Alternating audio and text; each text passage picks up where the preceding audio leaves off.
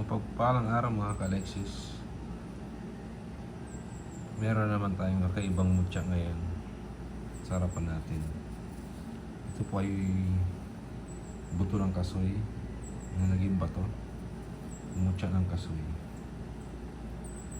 Bihira na tayo makakita ng ganitong mutya, no? Solid po ito. Bato po ito na buto ng kasoy. Oh.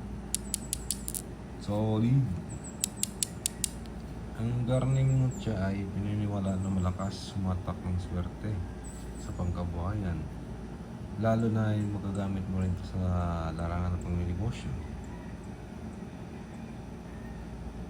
Mapapansin nyo bukod sa naging bato siya, meron din siyang ring butas dito sa bandang pakorba niya. Butas yan siya. Na diyang napakaganda. Lalo pa nakita nyo ari sa personal. Ang ganda nito ay. Ito siya, bato. Solid. Napapanga talaga pa nakita nyo sa personal.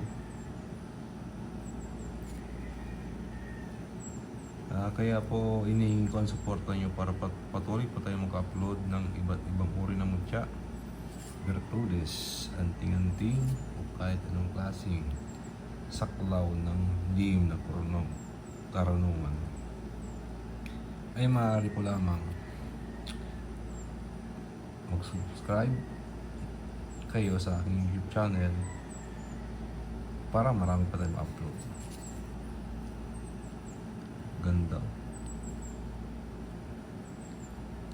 Yan lang ho. Maraming salamat mga ka-Alexis. Solid.